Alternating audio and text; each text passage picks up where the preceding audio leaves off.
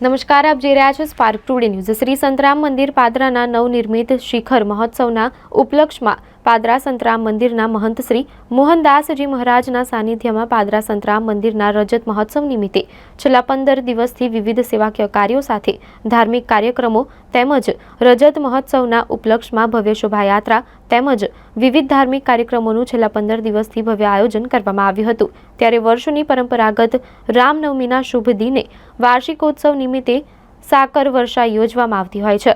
રામનવમી નિમિત્તે પાદરા સંતરામ મંદિર ખાતે સવારથી ભક્તો મોટી સંખ્યામાં ઉપસ્થિત રહ્યા હતા અને સાકર વર્ષા નિમિત્તે દિવ્ય મહાઆરતી યોજાઈ હતી, જેમાં સંતરામ મંદિરના વિવિધ શાખા મંદિરોના મહંત સહિત પાદરાના ધારાસભ્ય ચેતન્યસિંહ ઝાલા તથા પૂર્વ ધારાસભ્ય દિનુ મામા તેમજ અગ્રણી અને પાદરા પોલીસ મથકના પીઆઈ સહિતના મહાનુભાવો ખાસ ઉપસ્થિત રહ્યા હતા। મહાઆરતી બાદ સાકર વર્ષાના કાર્યક્રમ યોજાયો હતો। આ પ્રસંગે પાદરા શ્રી સંતરામ મંદિરના ભક્તજનો મોટી સંખ્યામાં ઉપસ્થિત રહ્યા હતા। યોગીરાજ અવધૂત શ્રી સંતરામ મહારાજની દિવ્ય અખંડ જ્યોતિના શુભાશીર્વાદથી સંતરામ મંદિર પાદરાનો આ રજત મહોત્સવના ઉપક્રમે 15 દિવસથી વિવિધ ધાર્મિક કાર્યક્રમોની ભવ્ય ઉજવણી કરવામાં આવી। કાલે મહાવિષ્ણુયાગ 5 દિવસીય કર્મનું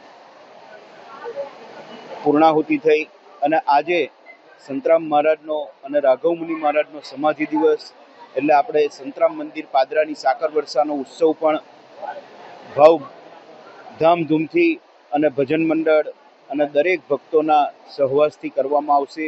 અને આ ધાર્મિક કાર્યક્રમની અંદર જે પણ બધા ભાગ લેશે બધાએ ધન્યતાનો અનુભવ કરે અને મહારાજ એમને શક્તિ અને સામર્થ્ય આપે એવી સંતરામ મહારાજના ચરણોમાં પ્રાર્થના। સર્વને જય મહારાજ।